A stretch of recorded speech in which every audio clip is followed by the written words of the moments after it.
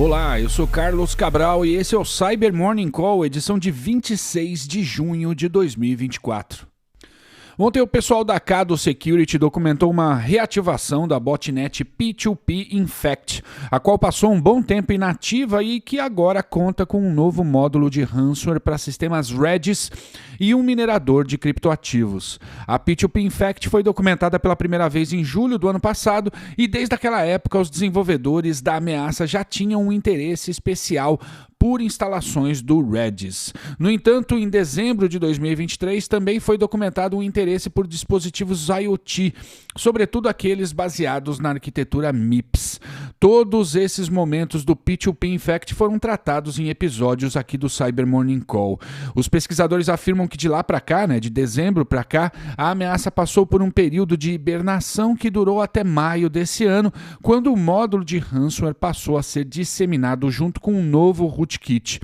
Segundo a Kado Security, os adversários fazem o acesso inicial, abre aspas, explorando os recursos de replicação do Redis, em que o Redis é executado em um cluster distribuído entre muitos nós, usando uma topologia líder-seguidor.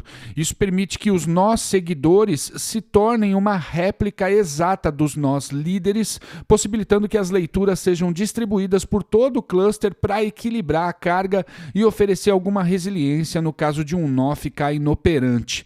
Isso é frequentemente explorado por invasores, pois os líderes podem instruir os seguidores a carregar módulos arbitrários, que por sua vez podem ser usados para obter a execução de código nos nós seguidores. O P2P Infect explora isso usando o comando slave off para transformar os nós Redis descobertos em um nó seguidor do servidor do atacante. Em seguida, ele usa uma série de comandos para gravar um arquivo de objeto compartilhado ou um arquivo .so e instruir o seguidor a carregá-lo em memória. Uma vez feito isso, o invasor pode enviar comandos arbitrários ao nó seguidor para que ele os execute. Fecha aspas. E repercutiu bastante na imprensa especializada ontem o registro feito pela Elastic de uma nova técnica de ataque que abusa de arquivos no formato MSC e de uma falha de cross-site scripting ainda não corrigida no Windows para conduzir a execução de código por meio do Microsoft Management Console. Tá, mas vamos explicar o que é cada uma dessas coisas para falar melhor sobre essa nova técnica. Primeiro, o Microsoft Management Console é um componente do Windows usado para configurar o sistema operacional. Ele nasceu lá em 98 no Windows NT 4 e quem um dia conduziu alguma atividade de administração em ambientes Windows já viu esse carinha. Já o formato MSC é aquele usado pelo Microsoft Management Console e armazena alguns parâmetros úteis para que esse componente possa funcionar. A sigla MSC vem de Microsoft Saved Console. Já a vulnerabilidade explorada nesse ataque é bem antiga, ela afeta a biblioteca apds.dll e por meio de um ataque de cross-site scripting permite a execução arbitrária de código JavaScript acessando uma URL sob o controle do atacante. A falha foi reportada para a Adobe, para a Microsoft em outubro de 2018 e à época a Microsoft entendeu que o problema não demandava uma correção imediata. Resultado, nunca surgiu um patch para isso.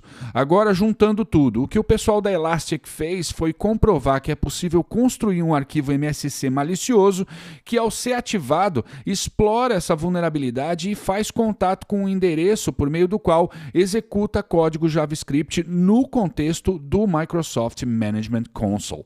O ataque pode servir como uma alternativa para os casos em que o primeiro estágio da ameaça é feito com arquivos do tipo LNK, MSI, ISO e outros que se tornaram manjados e estão sendo bloqueados nas organizações. E isso realmente tem acontecido, pois pesquisadores da empresa sul-coreana Genians já haviam documentado em maio uma campanha do APT norte-coreano Kinsuki abusando de arquivos do tipo MSC.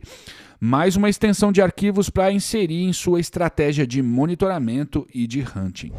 E mais de 100 mil sites foram afetados por um ataque de supply chain por meio do serviço Polyfill, que é um mecanismo feito para que sites que usam recursos mais modernos não apareçam todos quebrados em navegadores antigos.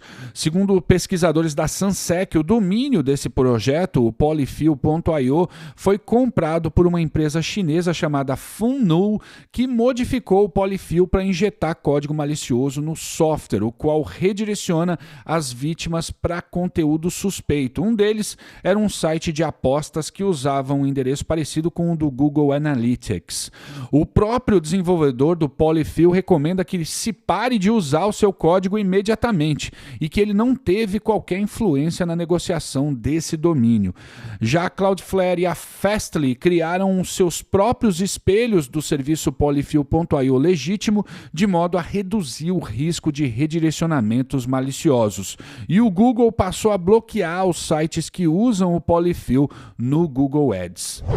E ontem o pessoal da XLab publicou a descoberta de uma nova ferramenta para Linux chamada K4 Spreader, que tem sido usada por uma quadrilha de mineração de criptomoedas chamada 8220 para instalar outras ameaças. A ferramenta é escrita em C-Go, que é um pacote da linguagem Go que permite aos desenvolvedores invocar código e bibliotecas escritas em C.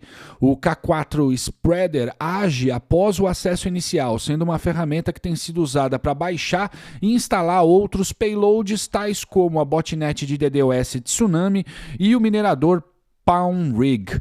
A ameaça estabelece persistência por meio da inserção de uma linha que ativa o K4 Spreader nos arquivos de configuração bash_profile, knlib e knlib.service, que são ativados todas as vezes que o dispositivo é iniciado. O K4 Spreader também possui funcionalidades auxiliares, como a de desativar o firewall e remover o processo de ameaças concorrentes. Os pesquisadores da XLab afirmam que o K4 Spreader está em fase de desenvolvimento, com apenas 3 variantes observadas até o momento. E para encerrar, a Cyber documentou ontem uma campanha de malware envolvendo um arquivo LNK malicioso, antes documentado como uma das ferramentas do grupo UAC0184, um adversário com histórico de ataques contra entidades ucranianas na Finlândia. O objetivo dessa campanha recente é o de instalar o Trojan X-Worm nas máquinas das vítimas. Essencialmente, a vítima é persuadida a baixar um arquivo zip cujo conteúdo é formado por esse tal LNK, que quando é executado aciona um script em PowerShell que faz o download de outro arquivo zip contendo componentes em Python que incluem o payload do X-Worm. E eu já falei bastante por hoje, mas antes de encerrar eu gostaria de agradecer a todo mundo que apareceu em minha palestra sobre Infostealers no Febraban Tech ontem. Para quem não viu, saibam que eu irei repetir esse conteúdo amanhã, no último dia de evento, às 16h30. Se não puderem estar em minha apresentação, não tem problema, apareçam no nosso stand para tomar um café ou participar do nosso happy hour, beleza? Ponto final nessa edição, obrigado por ouvirem o Cyber Morning Call e tenham um bom dia. Você ouviu o Cyber Morning Call, o podcast de cibersegurança da Tempest. Nos siga em seu tocador de podcast para ter acesso a um novo episódio a cada dia. E para saber mais sobre a Tempest, nos siga no Instagram, Twitter e LinkedIn ou acesse www.tempest.com.br.